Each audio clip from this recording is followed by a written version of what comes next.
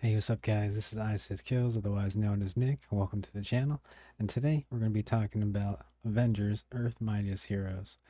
And to be honest, this show helped me through a lot hard times. To be honest, it was actually this show and a show called Bleach that I would just watch constantly because it's going through some rough times. And I enjoyed the characterization in this show, how they developed the characters, um, how they took their time, and even the main characters having their own episodes just to kind of introduce you to who they are.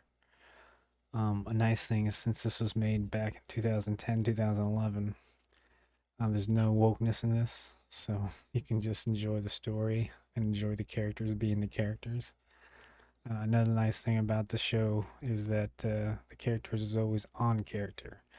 Um, Whether you're watching episode 1 or episode 20, you're, watching Thor react or act a certain way, he will be that way in episode 20.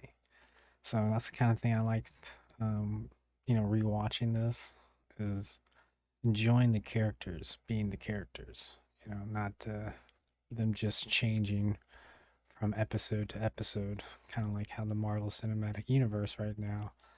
If you watch Thor 1 and 2, completely different Thor than Thor Ragnarok or Thor Love and Thunder. I mean, two different people. So it's a nice thing about, going back to animated series is when you're watching the characters are always going to be the same character, which is the kind of thing I like. I mean, especially when you're attached to certain characters. Each episode's about 20 minutes. Um, in this first season, there's about 26 episodes, with each episode having a conclusion or resolution, unless it has two parts. Sometimes you'll have a part one and part two. But I'll have to, kind of touch a little bit on the characters. First one being Iron Man, which in this series, Iron Man is actually the leader, and it continues to be the leader actually all the way through the season. He's the team captain. He's very much as snarky as Robert Downey Jr.'s adaptation. He's also plays, he's very intelligent. He's fast thinking, problem solving. He's kind of like a leader in learning, has a huge heart, who cares for his Avengers and everyday people. Will do what's right no matter what the costs are. Redeem himself for creating, kind of like in Iron Man 1, he's trying to redeem himself from creating weapons and selling it to the wrong people. He's kind of doing the same thing in this season. The voice actor, let me see who the voice actor is. Eric Loomis. And he does a really, really awesome job. He plays rich guy, smart, intelligent. Like when, the scene calls for it, he's a good leader. So I thought he did a really good job as a character. Hulk and Bruce Banner. The nice thing about this season as a whole is kind of what they did with Hulk. I don't like what they're doing with Hulk in the Marvel Cinematic Universe currently, but in this season, they play Hulk as two different characters. You have the Hulk ego and you have the Banner ego. They come to terms with each other, and Bruce realizes Hulk as like a hero before even Hulk does. Um, Banner makes a deal with the Hulk to help the Avengers with a very powerful villain called Graviton, when he escaped from prison. While the Hulk escaped, he also escaped from the cube. And you find out later on in the season why he escaped. But when he did escape, he had a chance to either run or help the Avengers, and he chose to help the Avengers, even though Ross was after him at the time because he just escaped. He just, no matter him getting caught as well, he went in and helped out with Graviton. And if he didn't help out with Graviton, the other Avengers probably would have been taken down.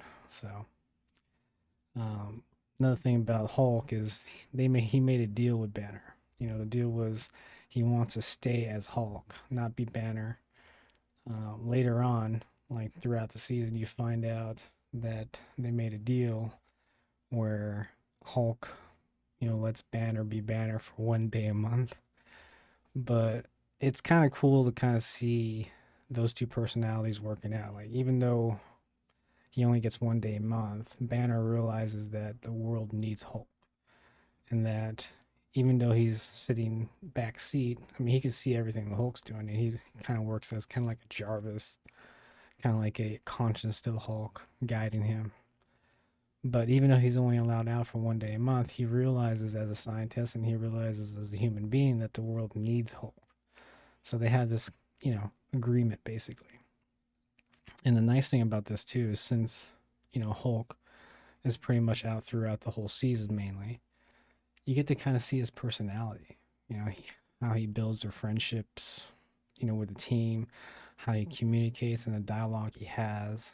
And it's kind of cool because, like, throughout, season one, and I'll talk about season two later, but throughout season one and season two, you kind of see his intelligence growing. Like, he's, you know, becoming more of a people person, able to communicate, and even becoming like a leader himself, like the Hulk personality, which I enjoy seeing. I like seeing growth, and I kind of feel like they kind of bypassed that in the Marvel Cinematic Universe, where they took a lot of the interesting storylines and they mixed it with other character storylines, for obvious reasons because they don't have the rights. But I don't know, it's kind of nice to see a Hulk character really fleshed out.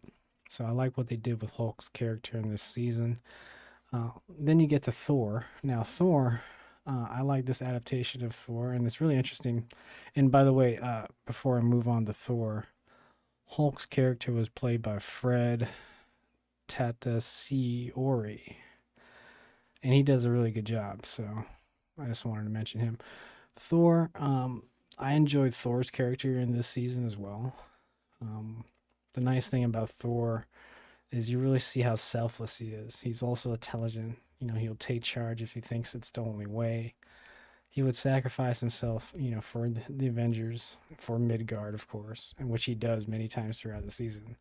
He believes in the human race and he sees our inner strength. And he sees that inner strength through a human called Jane Foster. Obviously, everybody knows who Jane Foster is by now. But in this season, she's a paramedic. And she's, shown to be very brave and, doesn't back down and truly wants to help people. And he sees that strength in her. Feels very protective, Thor, over Earth. He says many times that Earth is under his protection. He says that very, throughout the season. He's very, traditional, obviously. He still thinks 2,000 years in the past. Very naive to technology, has a lot of, humorous moments in the series where he's bickering with either Thor or the Hulk, especially, kind of going back and forth either about technology or who's the strongest.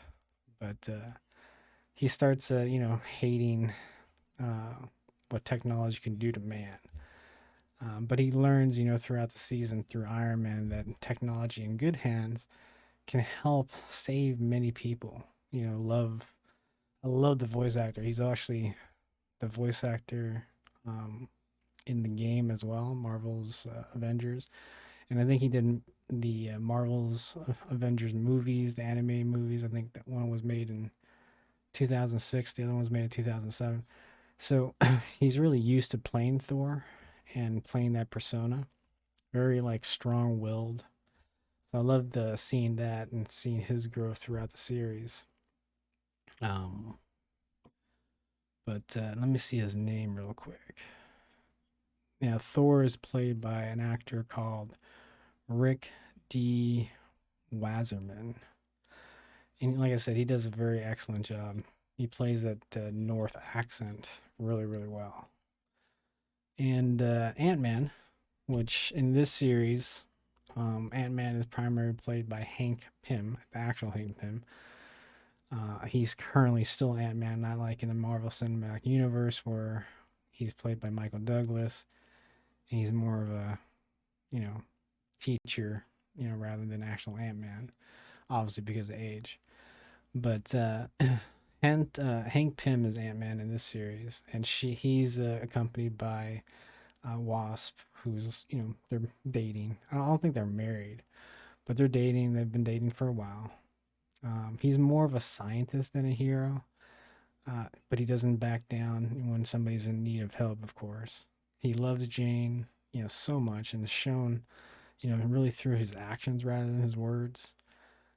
Thinks all criminals can be, reformed, and his actions in beginning, leans towards rehabbing the criminals, trying to make them good again, you know. Um, so he creates the Ultrons, which is the robots who later become prison guards. But he creates them to help reform the criminals. Um, doesn't really work out too well, but he tries. He bumps heads with Tony a lot over like tactics, but ultimately agrees with Tony over time.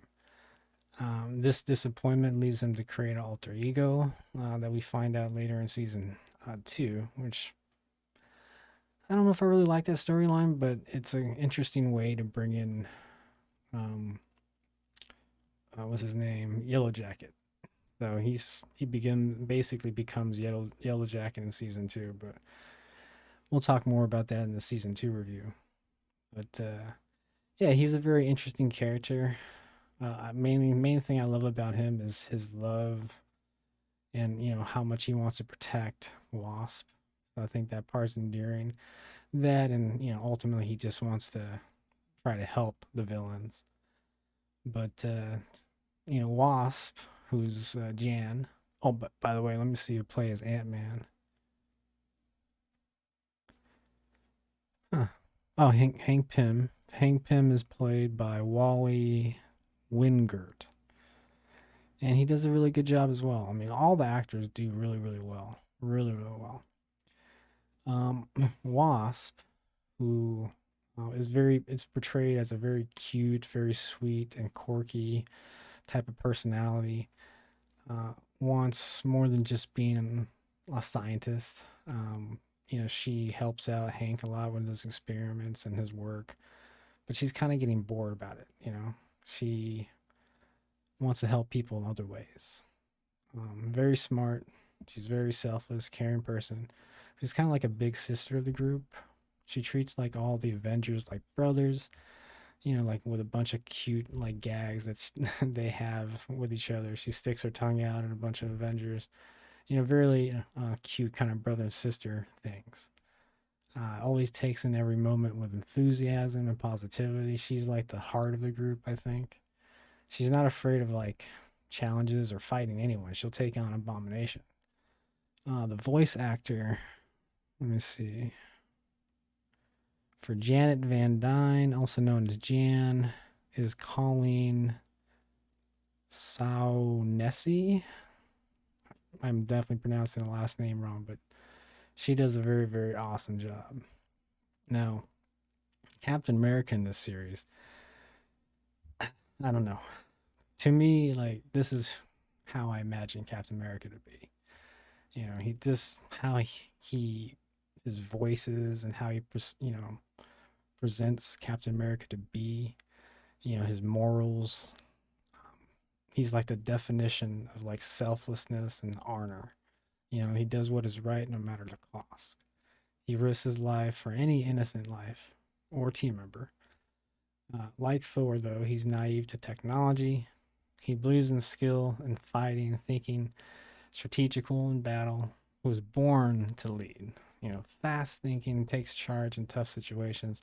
Very, very highly intelligent, and he uses his fast thinking and intelligence in many battle situations. He teaches Iron Man hand-to-hand combat in one of the episodes, which is kind of cute in a way because it shows how Iron Man depends on his technology and his suit, and Captain America kind of puts him down a few pegs. and is really the clue. He's the glue that holds the team together. As far as leadership, believes in God. Freedom, honor above all.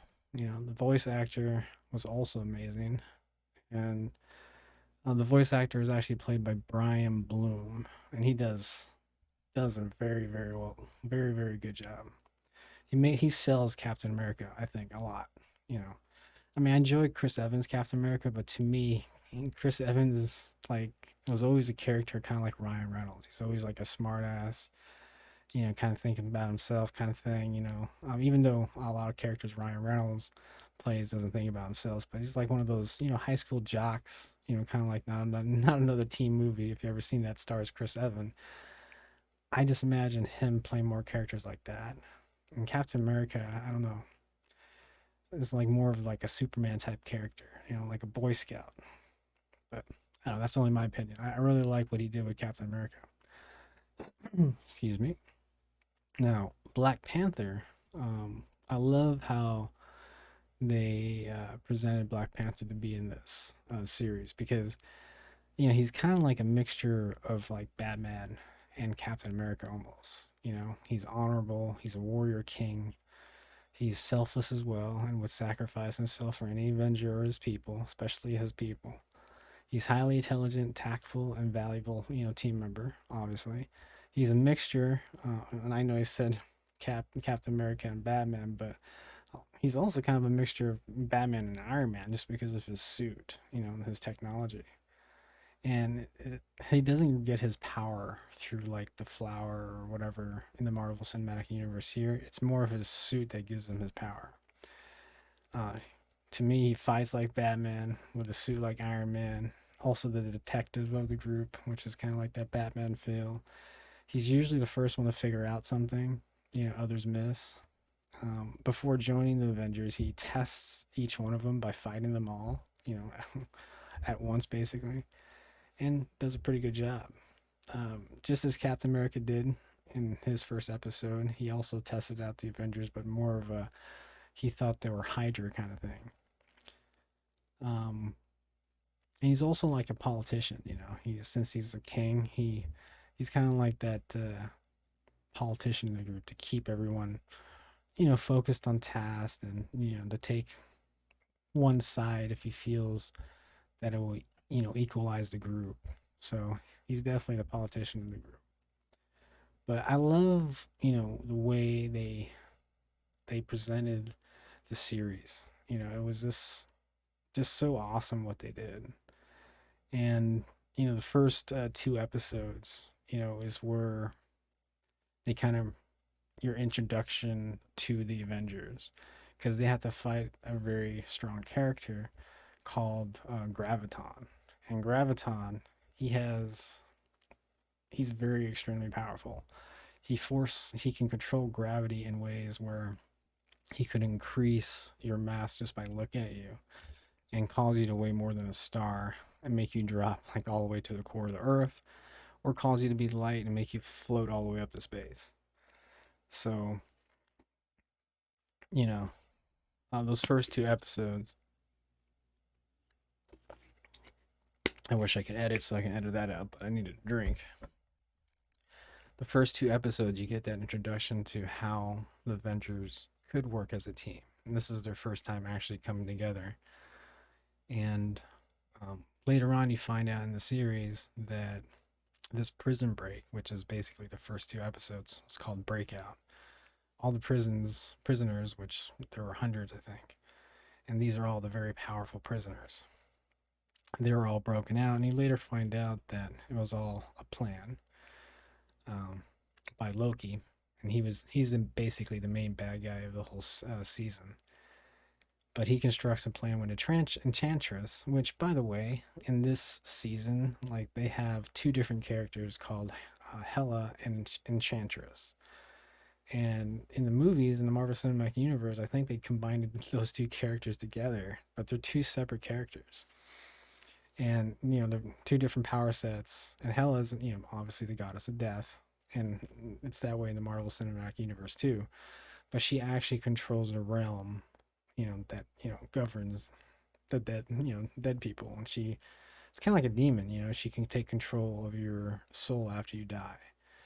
So I liked this version, you know, and that's the nice thing about, like, you know, animated series is they can really flush out all the characters. I don't know what they're doing in this Marvel Cinematic Universe, but it seems like they're just rushing it. Like they're rushing everything. I mean, to the point where they're combining villains. Like, I mean, you can take these villains and have separate stories. I mean, you have time to do that. But I digress. So in this first two episodes, you know, um, it really lays out how the season will go. You know, all the prisoners get released. That we figure out later who does that, which is Loki. One of them, like I said, is Graviton, who's extremely powerful. We have like this awesome fight scene that really shows how powerful he is, especially when he, you know, makes Thor weight increase until he's stuck at the bottom of the ocean. You know, establishes a backstory with Nick Fury and Graviton, how he was created, and basically he was hired to create like a super soldier serum, kind of like Captain America, and ultimately he figures out a way. Well, not figures out, but he has an accident while trying to figure out a way for the super soldier serum and becomes Graviton. Nick Fury keeps him in a like a comatose state, and I think it was, I don't know how many years, but it's been years, like 5 or 10 years. And all, you know, Graviton remembers is just the accident, and Nick Fury's been keeping him since then because he's too powerful, right? So you kind of right away see what Nick Fury would do, you know, even though it's not really moral. He'll do it if he thinks it's the best thing to do. Um, you know, like I said, this is their first team up, so in order to save New York and perhaps even the world from Graviton, they have to kind of work together. You know, Hulk is the last one to show up, so it's a cool scene, you know, showing him take Samson to the cafe after he broke out. And he was hurt. Samson was hurt, so he puts Samson on the dining table for the diner, and he asks for chicken soup because he's hurt. In this scene, he talks to Banner at the window, and at the window, Banner convinces him to help the Avengers. And this is what I was talking about when I was describing the characters. They make that deal. You know, if they help, he'll stay the Hulk, and he'll just, you know, be the back seat all the time when he's Banner, basically. So he'll always be the Hulk. And at the end, when Hulk, you know, basically saves the day in episode 2, Shield tries to arrest the Hulk, but the Avengers basically, you know, stand up and say, "Hey, if you need to take him in, you gotta, you know, deal with us." And ultimately saves the Hulk from being imprisoned again. So I kind of like that, you know, and that's where the season kind of starts off. So you have episode 1 and 2 where it shows the breakout and kind of lays the tracks for the rest of the season, and then also shows a very powerful character that, you know, is the reason why the Avengers have to, you know, team up in the first place. So it establishes in the first two episodes, you know, why they came together, where the story's going, also kind of, you know, little backstories on, you know, who let the prisoners out. So it kind of established a lot of things within the first two episodes. And like I said, each episode is only 20 minutes. So it does it really well. Episode 3, 4, 5, 6, and 8. Why not 8? Sorry. Yeah. So episode 3, 4, 5, 6, and 7 are the solo episodes. And these are episodes where each character has kind of like a solo mission. So episode 3, you have Iron Man is Born, which is an Iron Man solo mission, and he's basically going out and taking on AIM and trying to get his weapons back, kind of like in the first movie of Iron Man, where he's going after the people in the Middle East, and he's trying to get the weapons back from them. He's doing the same thing with both AIM and Hydra, but he's doing it by himself. Okay, so kind of has kind of almost the same storyline as the movies. And then episode 4, you have Thor the Mighty, which Thor, he goes on a solo mission. You meet Jane Foster, and the reason why Thor stays on Midgard, which she's basically the reason why, You see Asgard for the first time. Um, you see Loki attacking with the frost giants, and why and where he is right now. Because when he attacks with the frost giants, Thor goes back to Asgard, stops Loki. Loki gets imprisoned in this world that he can't speak in. And this is all part of his plan, by the way. But this episode establishes that. And this episode actually takes place before episode 3 and 4, 5, 6, and 7 actually take place before episode 1 and 2. So this, they're just basically kind of letting you know how the characters came together for episode 1 and 2. A little bit of a weird way of doing it, but I kind of understand why they did it. So you can, for the first 2 episodes, you see the Avengers together. But they also wanted, each character to kind of have like a solo episode. So you kind of get caught up with each character. But so in episode 4, you see that with Loki, you see him get imprisoned. You also meet Enchantress, which she's extremely powerful, and she's kind of like the second in charge, and she's working under Loki. And you also meet Scourge, which is AKA the Executioner. And at the end of the episode, Loki, Scourge, and Enchantress are meeting, and basically, Loki says once she allows him to talk, because she puts this like aurora around her, or like this like field that goes around all 3 characters that allows them to talk in this realm, because this realm otherwise is completely silent. And Loki just says, "Let's begin." So you kind of know he has like a plan in place. Episode 5, you have Hulk versus the World, which is like his solo side mission. So you get more Bruce and Hulk character development. You get the explanation on the deal that they have together, which basically means that he's going to be more Hulk and Banner is going to be taking more of the back seat. They don't go into the 1 day a month yet in this episode, but you get a little bit more character development between Hulk and Banner. Hulk is trying to track and capture escaped supervillains by himself, mind you. One of them being Absorbing Man, and Hawkeye, Black Widow end up recapturing the Hulk and take the Hulk to the cube again. And it's kind of funny how they do that, but like a lot of these episodes have a lot of humorous parts, and you kind of see, even though when like in this scene, especially with Black Widow and Hawkeye, take the Hulk in. I mean, they're not friends at first, but you see that they can be friends. Just the banter that they have, and you can kind of see where it's going, even though they're not friends right now. So I kind of enjoyed seeing that initially. Episode 6, you have a Captain America episode. This one is called actually Meet Captain America. You actually go back to World War II, just like in the movies, and he's fighting with Jack Fury, and he's fighting with Bucky. You also get to meet the Red Skull, and Red Skull is actually doing something really weird. He's going into different realms, grabbing different creatures and locking them up, keeping them as prisoners. I'm thinking, obviously he's doing this because he wants to use them as weapons, or maybe try to figure out a way to harness their magic to use as weapons. But you get to see that, and it does tie in back later on in the season, so you can kind of see that again. Cat gets saved by Bucky. Bucky in this version of Captain America in the Bucky storyline, Bucky stays on a rocket that's, I forgot where it's going, but it's about to go to like a city or something like that, and obviously he's going to kill people. So instead of Captain America being stuck in the rocket, it's actually Bucky that's stuck in the rocket, and Captain America slips off the rocket and falls into the ice where he's frozen.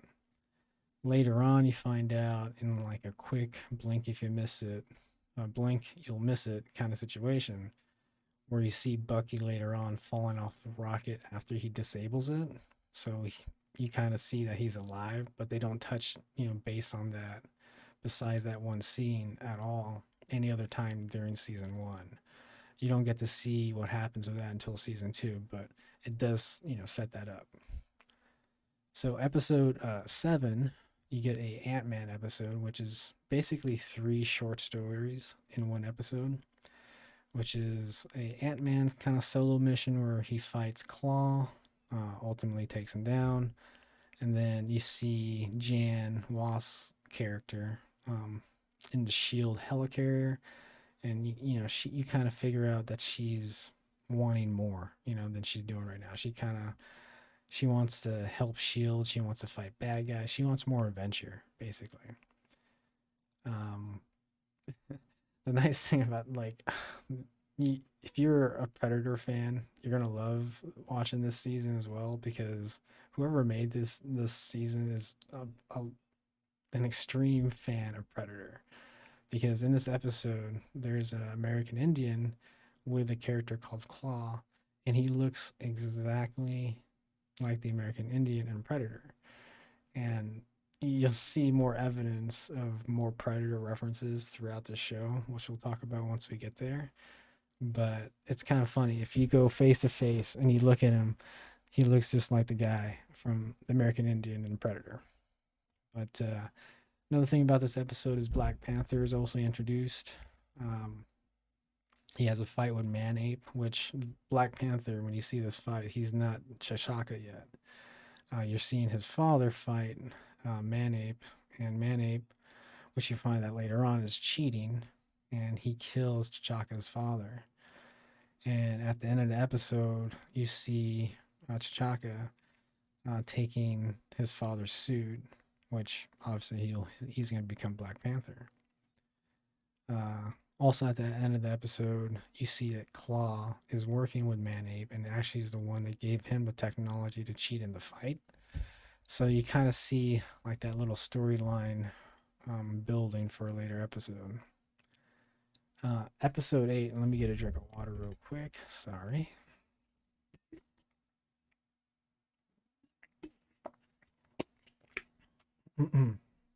So episode 8 is Some Assembly Required. It's the first Avengers team up, basically, episode since episode 1 and 2, and it takes place right after episode 2.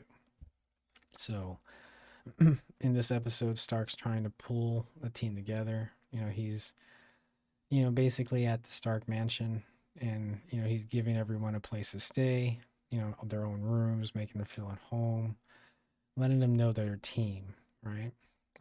Hulk and the Wasp have a kind of a cute scene where she sticks her tongue out of the Hulk, and Hulk gives her like kind of a weird face. So you kind of have this like little brother and sister relationship kind of growing between them. And like I said, you really see Hulk's personality throughout the season, and it's really a joy to watch because he's not just a bubbling baby or a mindless killing machine. So you get to really see that ego flush out a little bit more rather than just seeing Banner's ego. You get to see in this episode a little Hulk and Thor animosity, not really getting along. He calls he calls Thor Goldilocks, and Thor calls Hulk Ogre. So you kind of see that animosity kind of growing. They work together eventually to take out a Chantress who mind controls the Hulk. And it's kind of funny because Scourge in this series is strong. He's like as strong as Thor without the hammer. So you see him and Hulk always going at it. So I always wondered and why they wasted Scourge's character in Thor Ragnarok with Karl Urban, where he just died. Because Scourge kind of seemed like a cool character, man. Like a very good, cool bad guy. But I guess the reason why they did that is because they combined the Helen and Enchantress character. So I guess you gotta get rid of all of them. But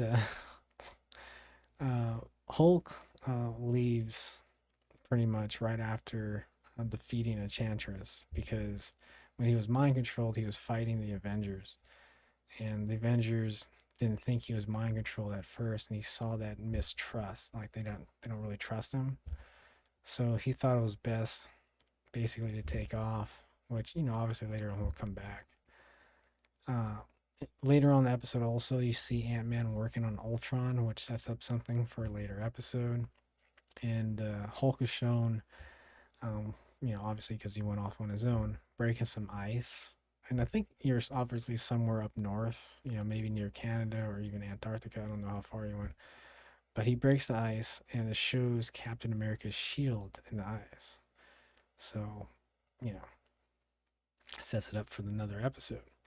So, episode 9, where we left off, and you see Captain America's shield from the Hulk freeing it up, which I think is what they were going to do in the movies, by the way, in Incredible Hulk, when he was in the ice. He's about to shoot himself basically in a deleted scene.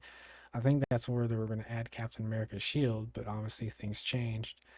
And it's interesting. So I'm wondering if, because of that change, if they just used that storyline in this season and if they used other storylines that they were going to use in the MCU in this season because they kind of almost very similar in some, instances. But episode 9, you have the living legend. And this one, while trying to find the Hulk, and, in the last episode, Hulk smashes on some ice, but he doesn't notice the shield. He, fucks off. But the Avengers, while trying to find the Hulk, tracks down the Hulk and they see the shield. And they find Captain America in the ice. And after Cap is taken out of the ice, he warms up and he gets into the twin jet. And he automatically, when he wakes up, thinks that he's been captured by Hydra. He escapes the twin jet and shows basically how powerful he can be versus the rest of the team. I mean, obviously Hulk's not there, but he figures out a way to take out Iron Man, Ant-Man. Doesn't really fight Wasp too much. He has more of a conversation with Wasp, and Wasp is trying to convince him, we're not working for Hydra. You're safe. You're in the future. She's trying to explain the situation, but he's not believing in him. After taking down most of the Avengers, they show Captain America his statue, which is right by the Statue of Liberty. And then when he sees his statue with Bucky and that, it shows in the statue that he died for his country, then he starts to believe him. Well, he believes them. They go back to the Avengers Tower. There, they kind of show this little flashback of a mission he had while trying to stop Zemo. And there's only two complaints I have in the series is some costumes. Like Zemo kind of looks like this pimp daddy from like the 1970s. With the crown and everything, but his character is really cool though. Like he's very malicious. He's kind of like a Red Skull type character. So I enjoyed, seeing this version of Zemo minus the costume a lot more than the Zemo we have in the MCU. Then after that flashback, we go back in the present times and we see Zemo attacking Avengers Tower, and Zemo is stopped by Black Panther. Cap thought he was already an Avenger and asks Iron Man about it, and Iron Man says no. He doesn't. He never. There's nobody here with a Black Panther suit, and it's kind of a setup for later on. But at the end of the episode, it shows Enchantress recruiting Zemo for a plan, which kind of sets up like the whole Masters of Evo. So that sets it up for a future episode. And then we come into episode 10, where it's called Everything is Wonderful. Now, this episode introduces Wonder Man, which Wonder Man is made out of ionic energy. And I gotta say, this is a really cool villain because he's kind of a mixture of, I mean, he's not really a bad guy. He's just trying to, initially, he was just trying to save his business. And in this episode, it shows Iron Man, being busy because he's Iron Man, right? He's just typing along.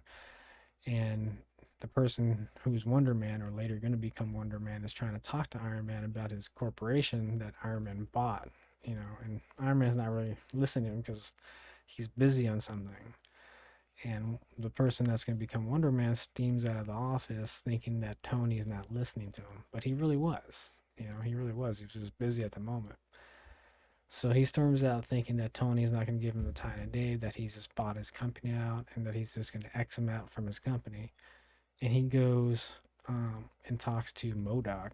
And MODOK uses some of his technology that he was developing with Tony and eventually, out of an experiment, turns him into Wonder Man, which is made out of pure ionic energy, which he can grow huge. He has, super strength. He can fly. I think he could teleport. So he has a lot of cool abilities that I would love to see this character in the MCU, but, we'll see. At the end of the episode, Wonder Man, after being defeated by the Avengers, and he gets defeated basically because he uses too much of his power. So he kind of depletes himself. He kind of dissolves while Iron Man was trying to save him by taking him over to a core of energy that would keep him alive, I believe. But Iron Man reveals he bought his company to help him save it. But we don't find that out until later on in the episode, and Wonder Man never finds that out. But at the end of the episode, you find out that Wonder Man is saved by Enchantress and recruited ultimately to the Masters of Evil. And then we get to episode 11, which this one is called Panther's Quest. And Black Panther has been following the Avengers in this episode, kind of studying them. He has a fight with them to, study their capabilities. After the fight, he asks them for their help and tells them that, the whole storyline where you see in his solo mission, that episode with Ant-Man tells him about his father being killed by the man-ape, and that he's suppressing his people and basically selling his technology over to Claw. So he recruits the Avengers, and the Avengers come with him to stop the man-ape and take down Claw.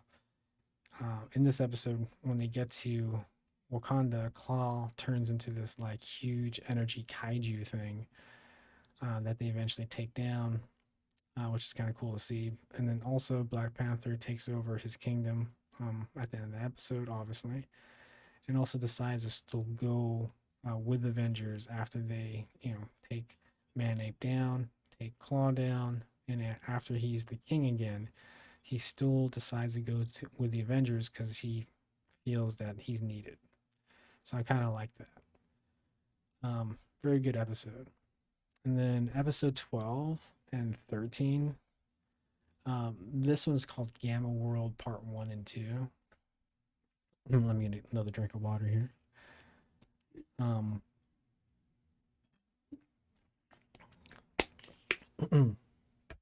Now, this episode's kind of have a cool depiction of what Gamma could do to anybody, right? So, in this episode, there's another breakout at the Cube, which is like a prison facility. In this breakout, some reason the inmates and the prison guards are having a gamma, infection. So they kind of get turned into these gamma zombies, basically.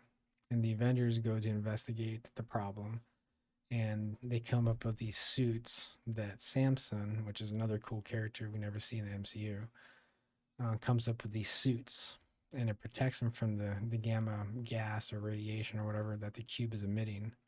And they still don't know why or where, the problem or technology that's emitting this gamma radiation. So they still have to investigate that. But they figure out that these suits can protect them from the gas. So they go to the prison, and they ultimately get infected anyways because they're getting fights with these suits. And some of the suits get ripped.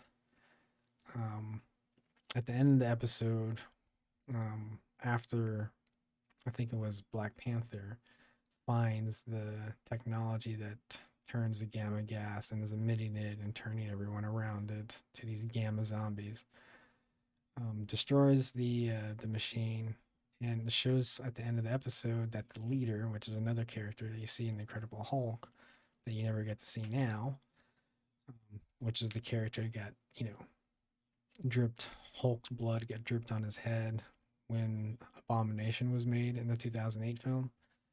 That was supposed to be the leader. But he's basically a character that's very smart. He uses other strong characters, another strong villain, as kind of like pawns, and has ultimately very smart laid out plans to either turn more people into gamma slaves is usually his thing. He's really the Hulk's arch enemy, other kind of like his Lex Luthor type. which I wish we can see in the movies, but hey, maybe one day. Um, so in this episode, or sorry, at the end of the episode, the leaders with Absorbing Man and Abomination, and basically says that this was a good test, right?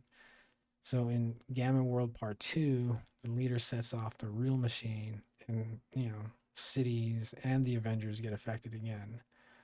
Hawkeye and Black Widow have been trying to track down the Hulk, and they convince him with some comedy to allow Bruce out so he can help create a cure for the Avengers and for everyone else to be ungamma affected. Eventually, he creates that cure, turns back into the Hulk, and jumps Hawkeye and Black Widow into Ground Zero. Um, I think Black Widow and Hawkeye retrieves a suit. I don't really remember, but I think they get a suit and they start, arrowing the cure to certain Avengers. They free certain Avengers. Thor can't get affected, by the way, but he's captured, and Absorbing Man takes over his essence of the hammer. And eventually, Thor figures out a way to take control of Absorbing Man's whole body, since his whole body is Uru, and he can control Uru, which I liked. It was a nice little touch that they added. Hulk helps after Bruce creates the cure. He smashes things, obviously. Hawkeye and Hulk and Black Widow takes down the leader and his crew. And at the end of this episode, Hulk rejoins the Avengers, which is kind of nice. You see that. Kind of earns their trust again. And they, trust him again. Abomination, at the end of the episode, is recruited by Masters of Evil. And you kind of see this development, we're in episode 14, and each, episode leading up to episode 14 has been recruiting members for the Masters of Evil. So you kind of see that setup, which is kind of nice. And like I said, all the characters are always on point, even the villains, and they never change motivations or, go off character, which is kind of nice to see. So episode 14, you have the Masters of Evil. And, the first, start of the episode, they attack the mansion. And the Enchantress sends Hulk to a frozen planet with the Frost Giants. Cap is restrained, and the Master of Evil teams up on Thor and basically kind of subdues him. Hawkeye and Black Panther help Thor and release Thor and Hulk from the ice planet, and them as a team, free up the rest of the Avengers, and together they, ultimately after a few fighting scenes, defeat the Masters of Evil, who later on escape for a later episode. So it's kind of like a precursor to a conclusion that's going to happen later on. And I kind of like that they did that because it kind of builds the tension, builds the anticipation. So it's good storytelling, So episode 15 is called 459, and it's where Earth enters into basically an interstellar war between alien empires. And this is where you get introduced to the Kree, and you get to introduce to the Skrulls, which I liked what they did with the Kree and the Skrulls here. I mean, you don't really see too much of it in season 1, but in season 2 you do, and I love what they did with it. You get introduced to Marvel, which he's posing right now as a military officer. And this is where you get that other Predator reference I'm talking about. So when the Avengers team up, and there's a disturbance, and they're in the forest, and they're trying to figure out what this disturbance is, and ultimately they find out that it's a Kree robot sentry. But the way the episode first introduces this robot is kind of like the first, Predator movie. You find out, that something's tracking down the Avengers. He has heat-seeking, well, yeah, I guess it's heat-seeking vision, right? Just like the Predator. He's invisible. And then when you actually do kind of see him being invisible, you see his green lights flash, like his green eyes. All Predator references. So whoever made this series loves the Predator, which makes me love that guy. We are also introduced to Carol Danvers, which is Miss Marvel, And while fighting the robot in this episode, Marvel reveals himself as an alien, and by doing so, he saves Carol by emitting like a green shield over him and her.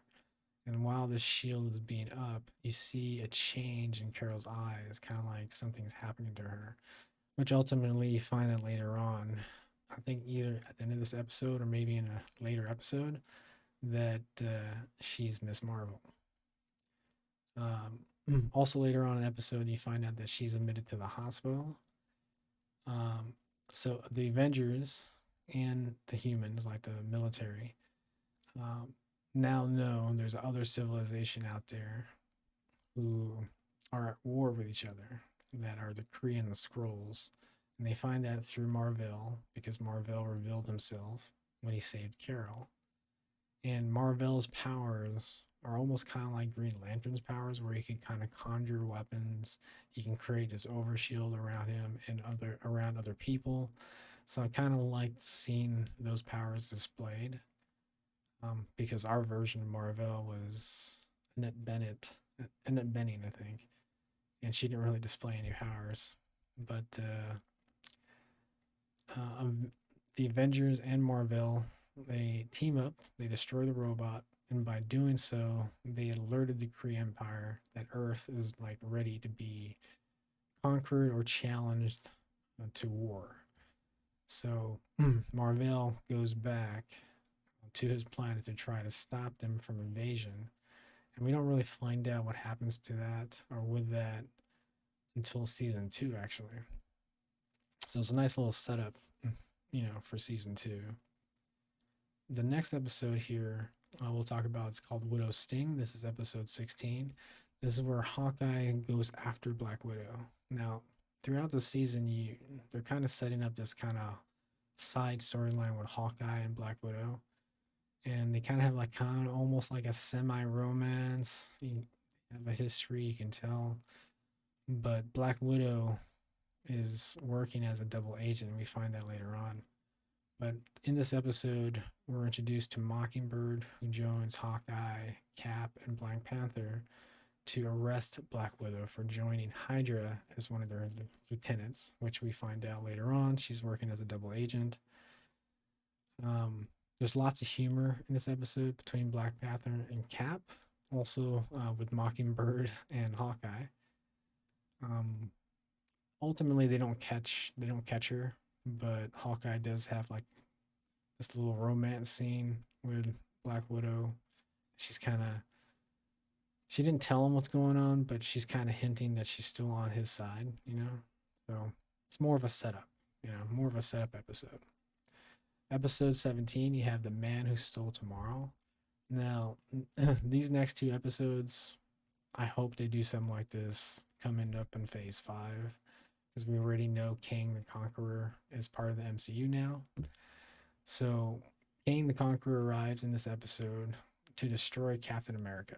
Now, Kang believes that Captain America has something to do with destroying his reality, because Captain America is the only thing that's in this timeline that has changed that's not supposed to be in this timeline. And because he was newly discovered, he believes that Captain America is the thing that's not supposed to be in this timeline. So it has some logic there. Tony and Cap debate in this episode how Tony relies on tech, and he relies on tech entirely too much. Cap and Tony has kind of like a hand-to-hand combat, which I kind of described when I was going over the characters. Cap tries to teach Tony how to fight, which then they kind of have this cute little scene I enjoyed. Hawkeye and Hulk are on like the sidelines and kind of watching the fight, making bets. Hulk just says he wants to see what happens. He's kind of there to see if any animosity happens, like a real fight. So it's kind of cute to see that friendship grow between Hulk and Hawkeye. Hulk and Hawkeye, I should say. We also see in this episode that the Ultron bots are currently being used as prison guards, and Ant-Man are using them as reformers as well to try to reform their prisoners.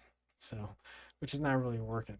And the prison is in this the negative zone, which is kind of like this alternate reality, microscopic reality that Ant-Man can go into, which I believe is in the MCU. That's where they found Michelle Pfeiffer. But that's in episode 17.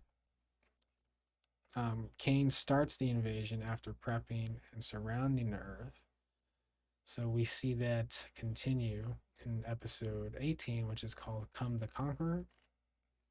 And in this episode, Kane invades after fighting the Avengers, and he tries to fight them hand to hand combat, and they overpower him. And now Kane in this season is very powerful. Like, he has an overshield, he has his chair that can do multiple things, teleport, all those things. Has this overshield that nothing can penetrate. He can conjure weapons, like Green Lantern almost. His suit is like a very updated version of Iron Man's suit, almost indestructible. He can go hand to hand, even with the Hulk. So he's very, very, very strong. So I wonder how they're gonna interpret him in the MCU. Especially when he starts like fighting and doing like the hand-to-hand combat. So it's going to be interesting to see. We find out that Kane, obviously, told you guys, is after Captain America because for some reason he will be the cause of the world ending in the near future. Kane invades to take over the world and then helps it prepare. Basically, he wants to take over the world to help it prepare for the future so he can stop the world from ending, if that makes sense. He shows Avengers saving people as they do. Well, the nice thing about the episode, and I'm reading bulletins just so I can remind myself as I'm discussing it. But the nice thing about this season, that it actually shows the Avengers going out of their way to save people, which is something that doesn't happen anymore in the MCU, or at least it looks like it. Um, like, for instance, with the She-Hulk episode, where episode 1, she's debating on changing to the Hulk because she doesn't want, one, she doesn't want to reveal herself, and two, she doesn't want to destroy her clothes and shoes. While, the court officers quite possibly could be killed behind her because they're fighting some superpowered being and she's not doing anything. So it's kind of refreshing to see, heroes save people. So that's one thing you get to see in this episode as well. Um, Shows some friendly competition between the other Avengers, taking out the invaders, kind of having like these little side jokes and, competing who can take out more. Kind of like in the movies, but I think it's kind of done a little bit better in this TV show. Obviously, Tony's still the current leader, so he is, kind of leading and, giving the orders. And Tony and Cap, during, Tony trying to lead, has a little bit of drama with Cap because in the back of Cap's mind, he knows it could be done better, but he still, complies with the orders because, obviously Tony is still the leader. When the Avengers get overwhelmed, they reprogram the Ultron bots, which the Ultron bots, they can't hurt anybody, they can't kill anybody, they're only reformers. But they reprogram and they give them the concept of committing violent acts. And their blue eyes get turned to red eyes, and you see the birth of Ultron, basically. Well, the bad Ultron. The bots ultimately help them get the upper hand because there's hundreds and hundreds of them. So King ultimately kind of evades and goes back to the mothership. And that's where we go to the next episode. And the next episode is episode 19. It's called the Kang Dynasty. And Shield and Iron Man, they come up with a plan to invade Kang's mothership. And Hulk calls Thor Goldilocks again, because we gotta love those Goldilocks jokes.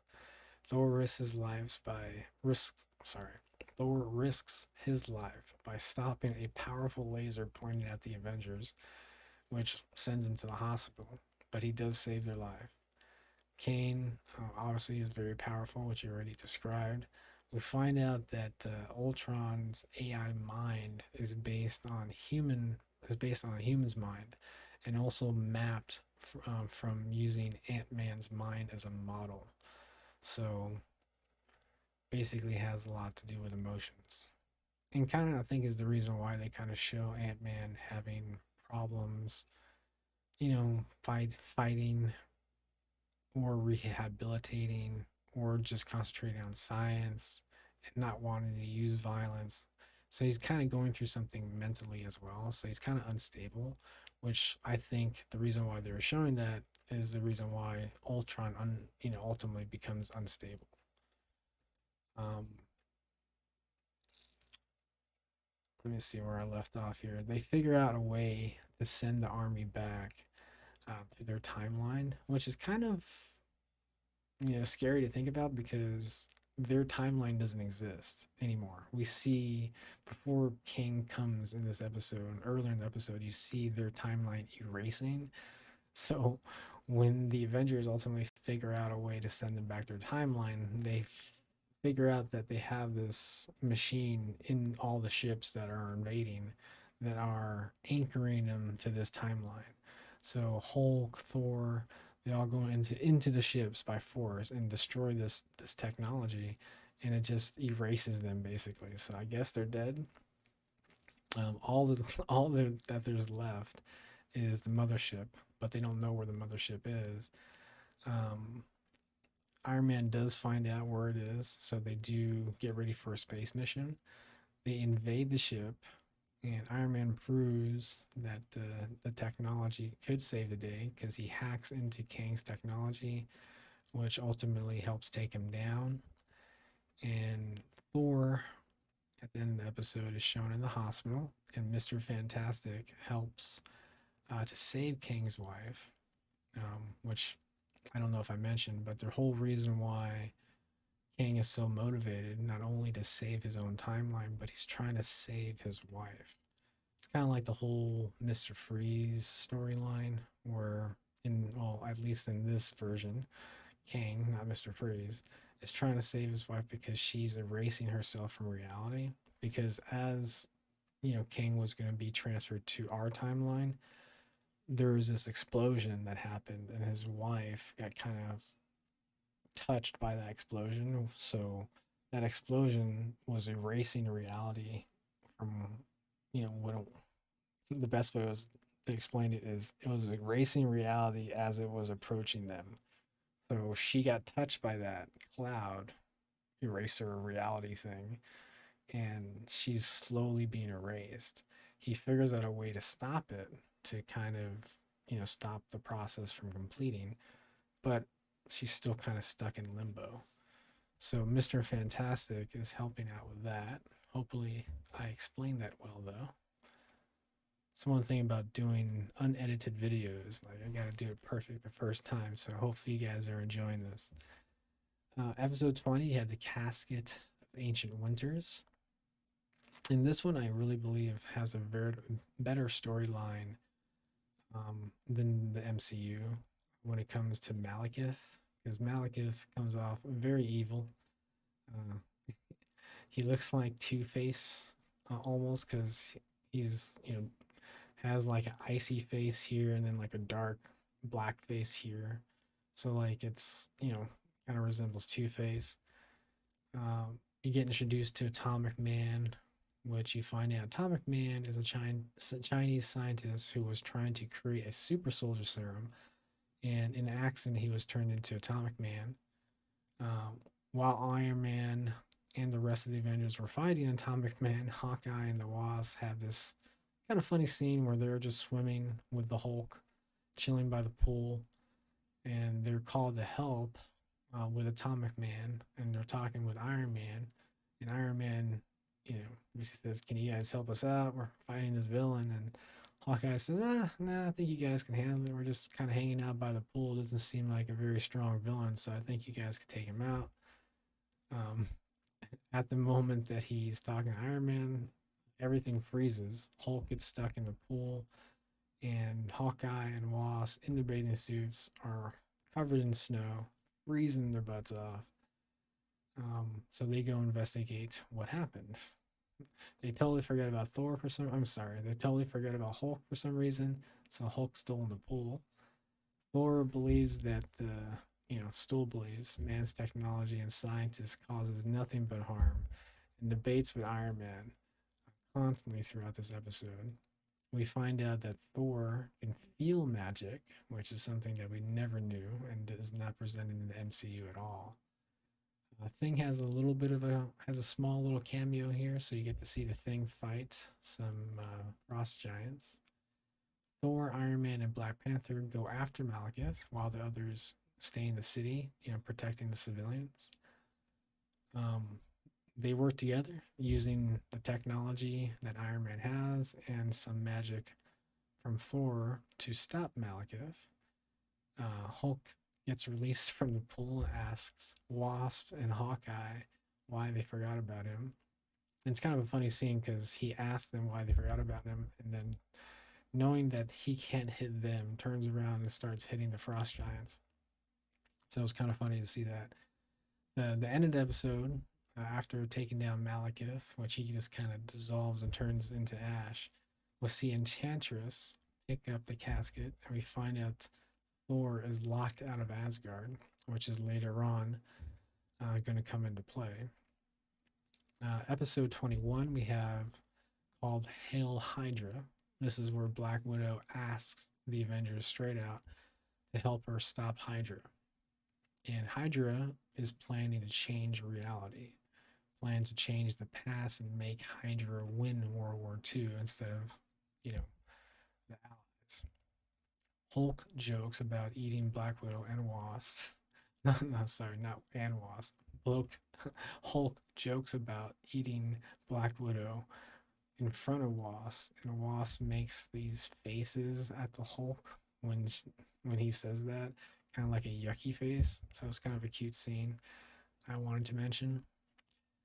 Shield tries to make Avengers register with Shield as agents. When Iron Man refuses in this episode, Shield attacks them while they're trying to stop Hydra. Like they're still fighting Hydra, and Shield's stopping them from fighting Hydra just to make them register with Shield. So I don't know why they did that.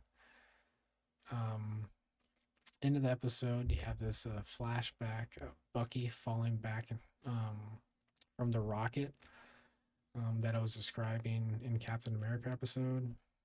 Bucky was holding on to the rocket, and we think that he exploded with the rocket. And the end of this episode is shown that after he disables the rocket, he, jumps off, and lands in the ice. So we don't figure out or find out what happens to him until season 2. Episode 22. This one is called Ultron 5. And Ant-Man is seen initially in this episode as trying to talk sense into some of the villains that he's trying to take down with the Avengers. And the villains that he's trying to take down in this episode is called the Serpent Society. And he's really just trying to talk sense in them, say, hey, you don't need this type of life, that kind of thing. Why don't you just give up? We'll talk about this, that kind of thing, which obviously does not work. Through this talks, Ant-Man gets Hawkeye hurt, and when he does get hurt, all the rest of the Avengers basically start fighting harder.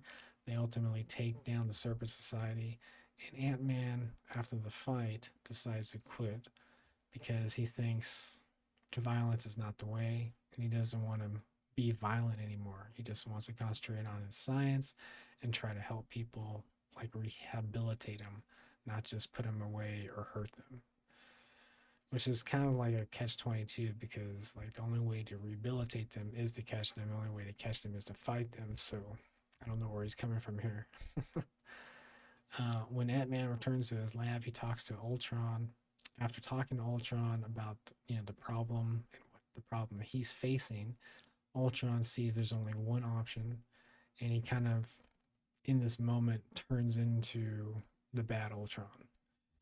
And he takes down Ant-Man, puts Ant-Man into like a coma by using like this laser thing he had. Um, Ultron is programmed not to hurt Wasp, so he takes Wasp as a prisoner so he could try to work on a bypass so he can eventually hurt her, which is sadistic in a way. Ultron takes out Thor with a powerful laser, somehow teleport him to a different realm that we find out later on, and he ends up being with Enchantress, and Enchantress somehow gets him to a spell and keeps him there for a while. Iron Man defibrillates Ant-Man and gets him out of the coma, which I don't know how a defibrillator gets you out of a coma, but it does. Ultron wants to kill the Avengers in an effort to stop violence and war, which I can't see the logic in that, but I guess from stopping the Avengers, technically he can stop conflict by stopping criminals from existing. I guess I don't know. Don't quite see the logic, but that's his plan. Um, Hulk comes back to save the day, as a lot of times he does. Ultron got rid of him earlier in the episode by somehow getting him into a plane and making that plane fly away. So somehow he got back by probably destroying that plane, just jumping back. So I don't know if that was a really good plan. The end of the episode, it's revealed that in Thor is in a different reality, and this is the one that he's with Enchantress, and he's kind of under a spell. While Ant Man destroys all Ultron's discs, um, it shows an Ultron helmet um, with its red eyes lighting up. So even though Ant Man has destroyed all the discs, somehow his consciousness still exists and is shown by his eyes lighting up in a helmet. We later find out, and this is going to be episode 23, and this episode's called the Ultron Imperative. Thor is still under a spell. Hank and Tony find out Ultron personality escaped through different robots, obviously. Kind of like, what they did with the movies.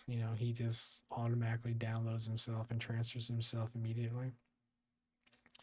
Ultron takes control of the Avengers Mansion and all of Iron Man's suits. He uses these suits to take down or try to take down all the Avengers. And the Avengers, after some time, takes down all the suits, but finds out later on it was just a distraction. Now, these suits are pretty cool because he has like an invisible one, he has like a Hulk Buster one, he has kind of like a lava one that shoots like red lasers. So he has a kind of a lot of different variations of suits that you never really see him wear throughout the season. So it's kind of nice to actually see him and what they can do. Um, Ultron takes control of the Shield helicarrier while the Avengers were being distracted by the Iron Mans. And what he does is he launches all the world's nukes. Now, this is another thing that contradicts to his plan because he's trying to basically fight for peace, right? And he thinks that taking out the Avengers will stop war and conflict, but he is using nukes to kill everyone. So I guess if there's no one that's alive, there's no more war. I guess he's not wrong, right? So Ultron shoots a ray at the Hulk while the Hulk was trying to stop him, and it transforms him back to Banner, which I don't know what type of technology that is, but it might be useful for the Hulk. Thor comes back after escaping Enchantress' spell and basically kind of saves the day or helps saves the day. Because ultimately, the one who really saves the day is Hawkeye in this episode because Hawkeye shoots a vibration arrow, and that vibration arrow um, breaks down Ultron's shield because some reason Ultron's shield in this episode is unpenetrable. Like the Thor's hammer can't penetrate it.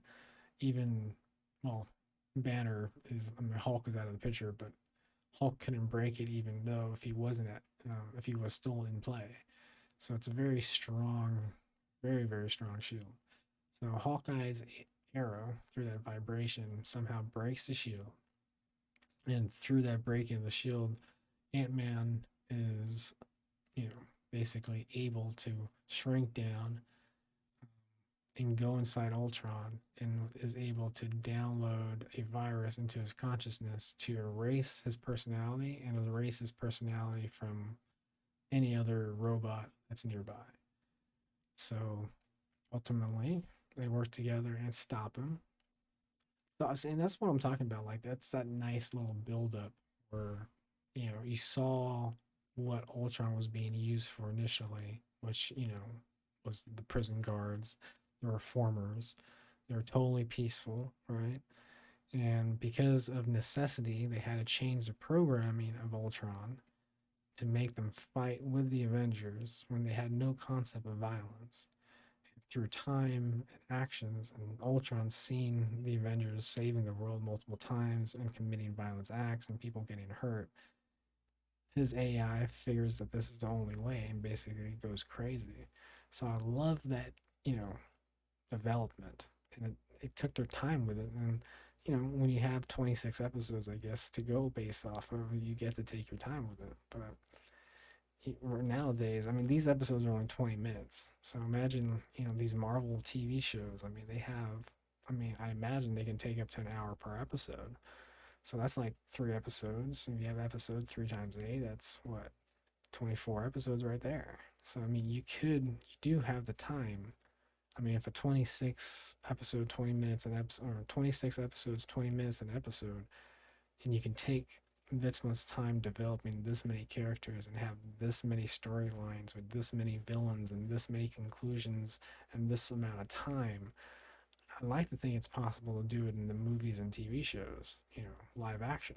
But maybe I'm just silly. Episode 24 is called The Hostage Earth. Iron Man works to find a way to send Thor back to Asgard because we know that he's kind of trapped here, which we find out why he's locked out later on. The Masters of Evil execute their main plan and retrieve the Norn Stones.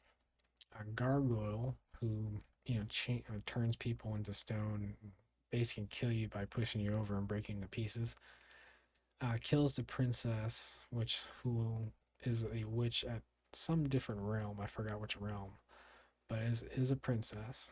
She has one of the stones, and he kills her. After he kills that princess, Enchantress kills Gargoyle. Ant-Man is still, proceeding with his resignation. He's still going to quit the Avengers. Um, the Avengers figure out that they see a massive amount of energy going to 7 points into 7 ley line areas around the Earth. So they come up with a plan to separate one Avenger per 7 point locations. And each Avenger goes out and they discover that each of these locations have a Norn Stone in it. And basically, what it's doing is bringing one of the 9 realms and combining it with Earth, which I don't know what kind of catastrophes that can cause, but I imagine it ain't good. So each Avenger goes out and tries to, stop the stones from transferring the realities. And each of these stones are being protected by one of the Masters of Evil. And Zemo, who also knew that the Enchantress was double crossing him, comes up with this collar and controls Enchantress so she can't double cross him. And I guess his plan is basically when the armies of Asgard come, instead of following Enchantress's orders, that they'll follow Zemo's orders, which is not really a good plan, but at least he had a backup plan. Um, in this episode, while the realms were combining, Hawkeye calls in the radio and says, "Guys, I got an elf looking at me weird." So a lot of little, small things that are either said or done throughout this series that will make you laugh. Uh, the Avengers ultimately work together. Well, they're all separated, but they kind of work together by destroying all the stones.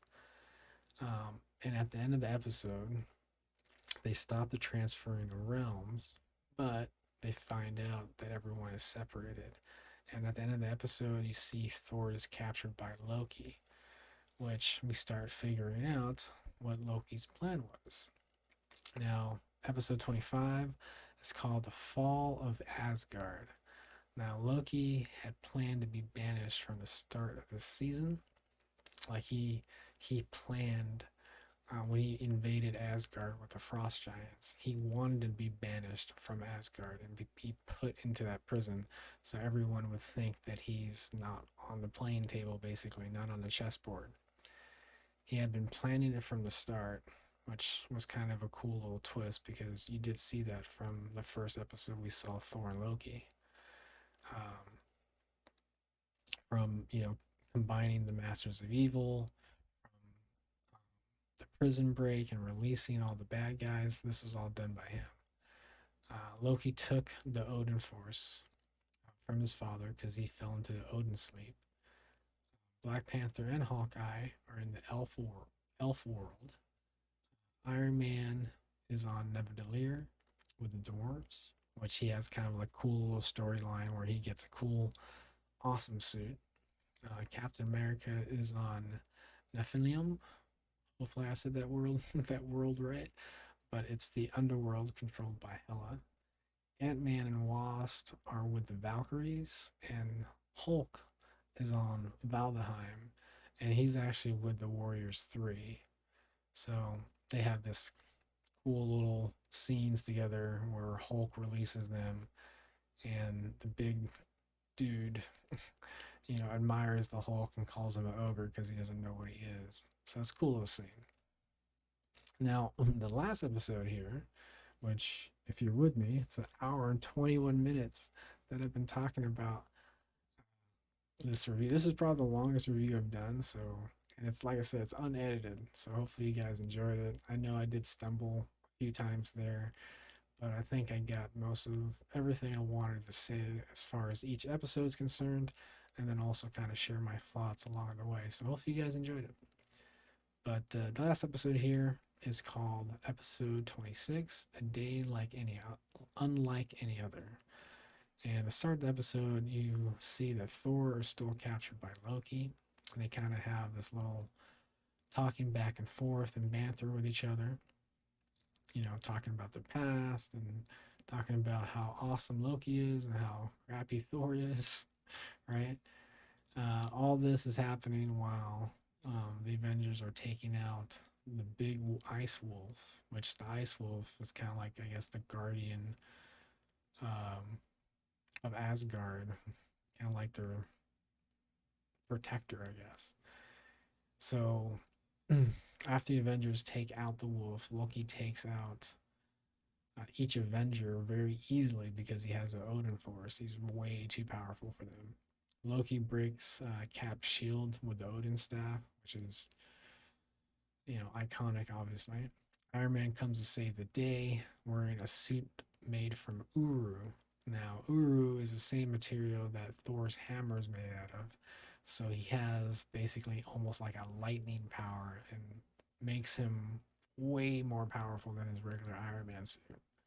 So he kind of goes toe to toe almost with Thor and Loki. After fighting for a while, Odin, after the drama and after Loki and Thor basically almost killing each other because they're brothers, he wakes up to stop Loki. He takes his Odin Force back, which basically results Loki back to his normal powers.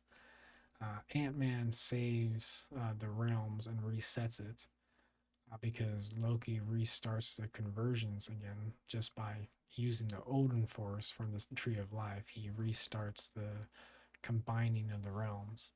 So Ant-Man goes to the Tree of Life and tears it from its roots so it could reset itself and grow from the roots back up to the realms and holds it in place.